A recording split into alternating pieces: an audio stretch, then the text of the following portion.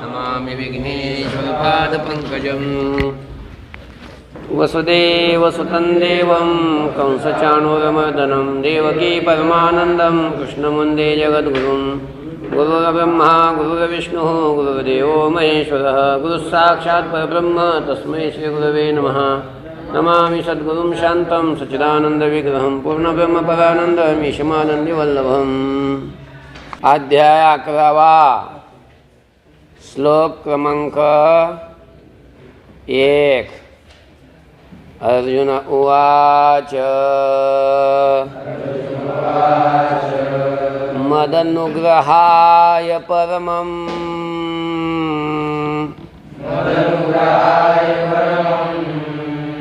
गुह्यमध्यात्मसंज्ञितं यत्त्वयोक्तं वचस्तेन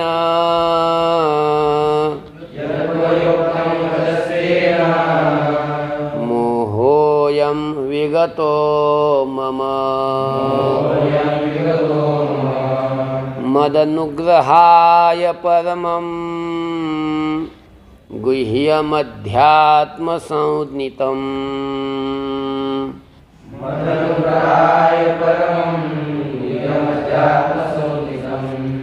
यत्त्वयोक्तं वचस्तेन मोहोऽयं विगतो मम।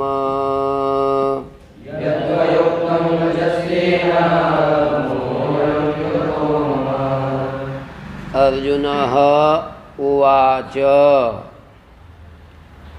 मदनुग्रहाय मत अनुग्रहाय परमं गुह्यम अध्यात्मसंज्ञितं यत् त्वया उक्तं पंचसूत्र काढ। यत् त्वया उक्तं वचः तेन मोहः अयं विगतः मम। अर्जुनः उवाच अर्जुन म्हणाला, काय म्हणाला? मदनुग्रहाय म्हणजे मत अनुग्रहाय, तेव्हा श्रीकृष्णा माझ्यावर अनुग्रह करण्याकरता परमं गुह्यम परमगुह्य असलेलं अध्यात्मसंज्ञितम अध्यात्म ज्याला संज्ञा आहे, अध्यात्म ज्याला नाव आहे, अशा प्रकारचं यत वचः जे वचन त्वया उक्तम तुझ्याकडून सांगितलं गेलं।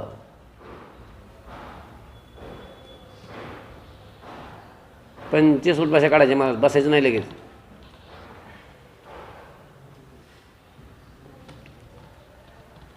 हां बघा, तर काय सांगत होतो? माझ्यावर अनुग्रह करण्यासाठी परमगुह्य आणि अध्यात्म ज्याला नाव आहे अशा प्रकारचं जे वचन तुझ्याकडून सांगितलं गेलं, तेन मम अयं मोहः विगतः।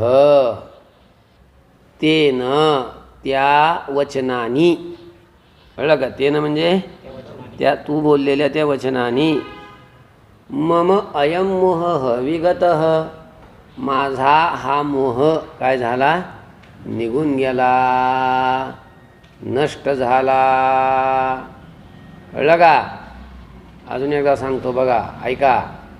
अर्जुनः उवाच अर्जुन म्हणाला मत अनुग्रहाय माझ्यावर अनुग्रह करण्याकरता परमं गुह्यम परमगुह्य अध्यात्मसंज्ञितम म्हणजे अध्यात्म ज्याला संज्ञा आहे, म्हणजे अध्यात्म ज्याला नाव आहे, अशा प्रकारचं यत वचः त्वया उक्तम जे वचन तुझ्याकडून सांगितलं गेलं ते न त्या वचनाने मम अयम मोह विगतः, माझा हा मोह काय झाला, निघून गेला, माझा मोह नष्ट झाला.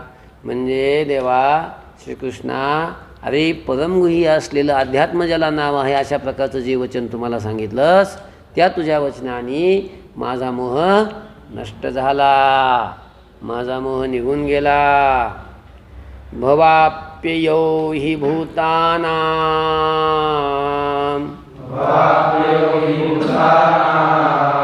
श्रुतौ विस्तरशो मया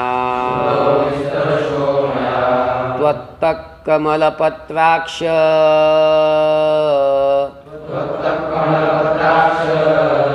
महात्म्यमपि चाव्ययम्.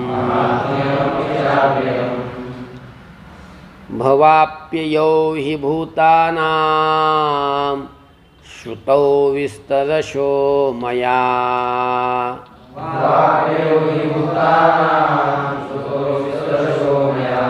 त्वत्तः कमलपत्राक्ष महात्म्यमपि चाव्ययम्.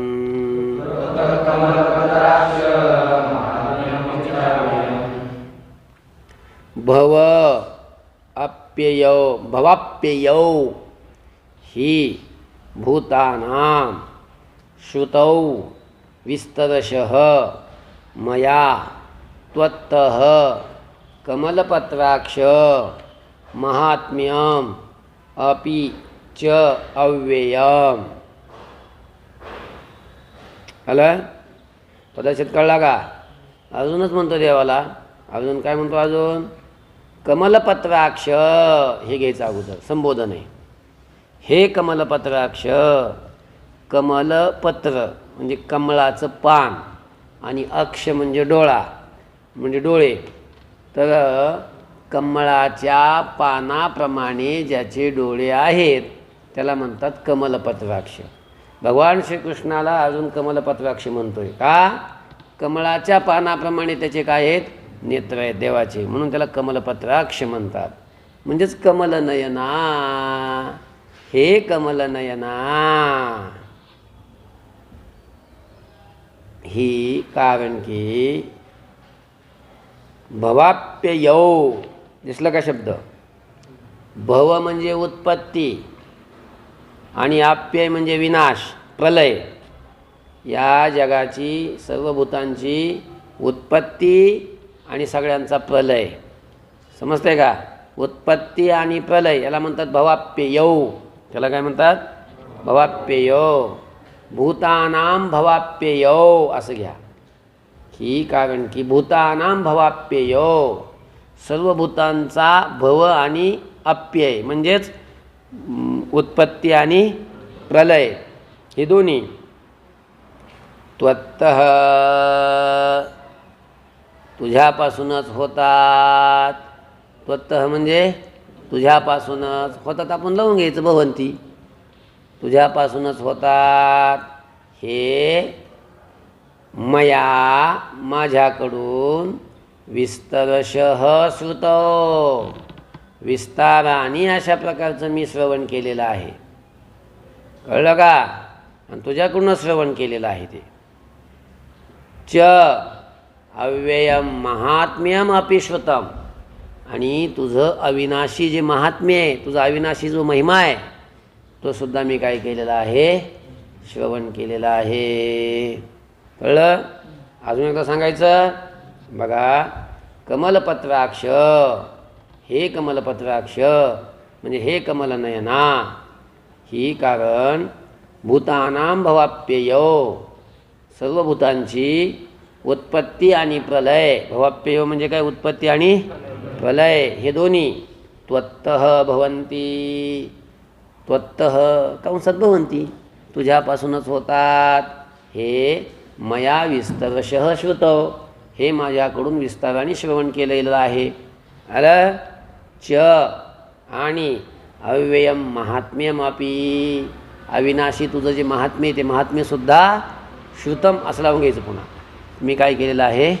श्रवण केलेलं आहे. कळला का श्लोक? एवमेतद्यथार्थत्व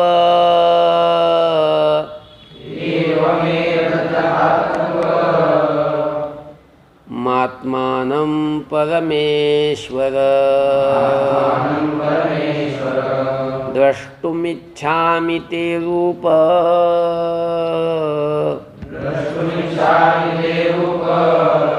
महेश्वरं पुरुषोत्तम एवमेतद्यथार्थत्व मात्मानं परमेश्वर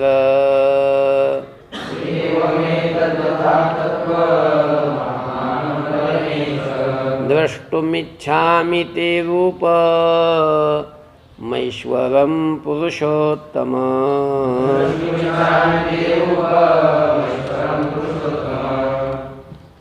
एवं एतत् यथा अथ त्वम् आत्मानं परमेश्वर द्रष्टुम् इच्छामि ते रूपम ऐश्वरम पुरुषोत्तम. आलं का? पदच्छेद आला का? आता सुरुवातीला घ्यायचं परमेश्वर संबोधन आहे. अजून म्हणतो देवाला, हे परमेश्वर. काय? हे परमेश्वरा, हे श्रीकृष्णा, त्वम आत्मानं यथा अथ. दिसलं कुठे ते? त्वम आत्मानं यथा अथ. तू स्वतःला. त्वम म्हणजे तू, आत्मानं म्हणजे स्वतःला. यथा अथ. यथा म्हणजे जसं, अथ म्हणजे सांगतोस. तू स्वतःला जसं सांगतोस. एवम एतत्. काय?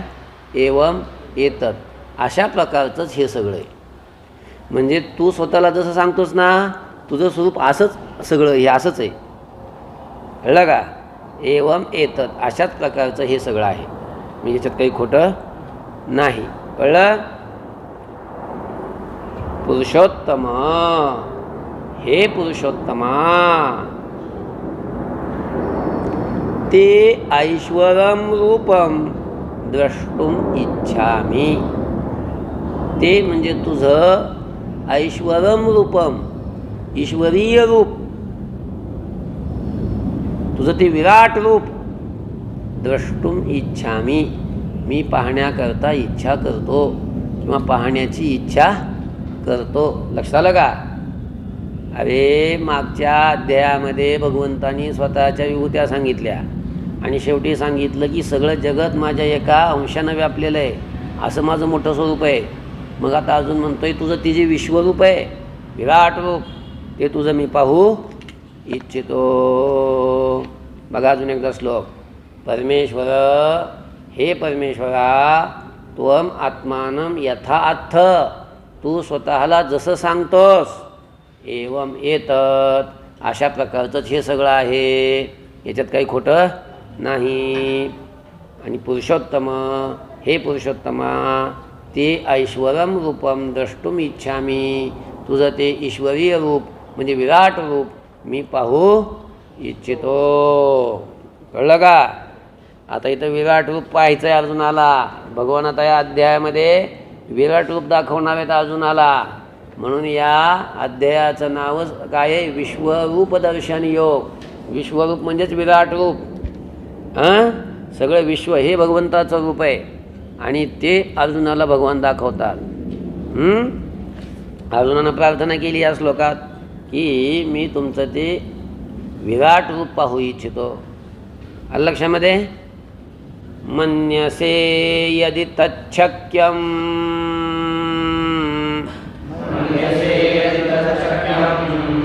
मया द्रष्टुमिति प्रभो योगेश्वर ततो मे त्वं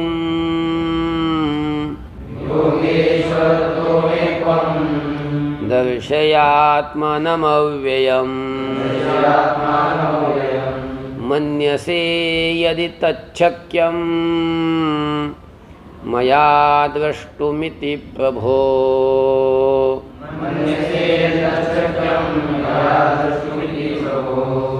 योगेश्वर ततो मे त्वं दर्शयात्मानमव्ययम्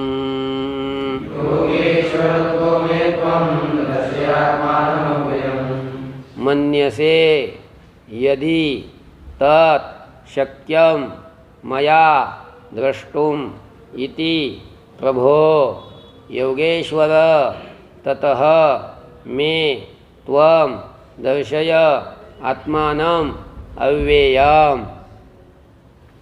आलं का? कळलं का? पदच्छेद बघा आता.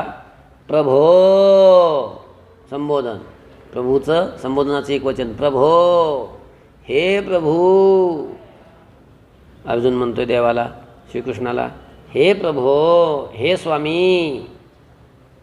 यदि, यदि म्हणजे जर, मया तत् द्रष्टुम शक्यम, दिसलं का? माझ्याकडून तत्, तत् म्हणजे ते तुझं विश्वरूप, द्रष्टुम शक्यम पाहण्याकरता शक्य आहे.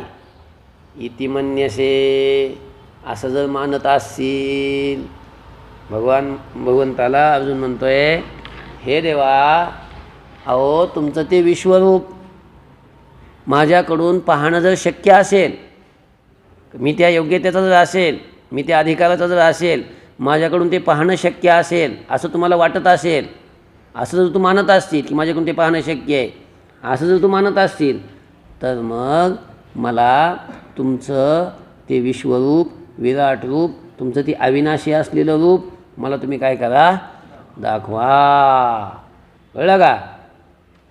बघा, प्रभो, हे प्रभू, यदि, यदि म्हणजे जर, मया माझ्याकडून, तत् द्रष्टुम शक्यम ते तुमचं विश्वरूप पाहण्याकरता शक्य आहे. इति मन्यसे असं जर मानत असतील, ततः तर मग योगेश्वर, हे योगेश्वरा, त्वं तू, मे म्हणजे मला, आत्मानं अव्ययम दर्शय,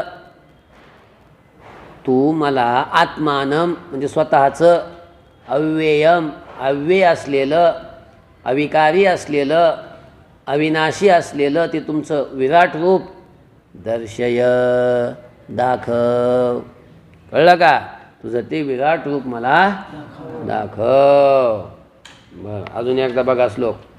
प्रभो, हे प्रभू, यदि जर, मया तत् द्रष्टुम शक्यम माझ्याकडून ते पाहण्याकरता शक्य आहे. इति मन्यसे असं मानत असतील, ततः तर मग योगेश्वर, हे योगेश्वरा, त्वं म्हणजे तू, मे म्हणजे मला, आत्मानं अव्ययम दर्शय स्वतःचं अव्यय असलेलं रूप, अविनाशी रूप दर्शय म्हणजे दाखव.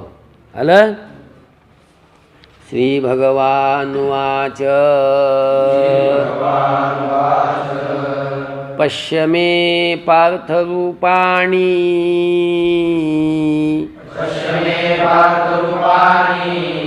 शतशोऽथ सहस्रशः नानाविधानि दिव्यानि नानावर्णाकृतीनि च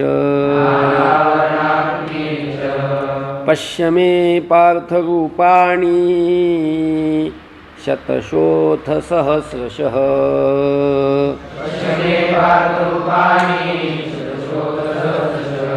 नानाविधानि दिव्यानि नानावर्णाकृतीनि च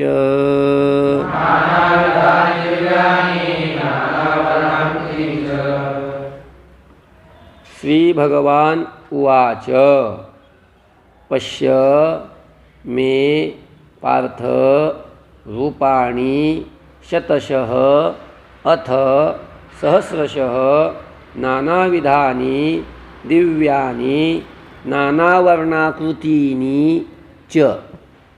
आलं? पदच्छेद आला. श्री भगवान उवाच, भगवान म्हणाले. अर्जुनाने प्रार्थना केली, देवा मला ती तुमचं रूप पाहायची इच्छा आहे, आणि जर मला ती पाहणं शक्य असेल असं तुला वाटत असेल तर तू मला ते काय कर, तुझं अति अविनाशी असलेलं अव्यय असलेलं जे विराट रूप आहे ते तू काय कर मला दाखव. अशी अर्जुनाने प्रार्थना केल्यावर आता भगवान म्हणाले. श्री भगवान उवाच, भगवान म्हणाले. काय म्हणाले? पार्थ, दिसलं का? पार्थ म्हणजे हे प्रतापुत्र अर्जुना, मी माझी नाना विधानी, नाना प्रकारची, नाना विधानी म्हणजे काय? नाना प्रकारची, दिव्यानी दिव्य असलेली, च नाना वर्णाकृतीनी, नाना वर्ण असलेली, नाना आकार असलेली, नाना वर्ण आणि नाना आकृती, आकृती म्हणजे आकार, नाना वर्णाची आणि नाना आकाराची,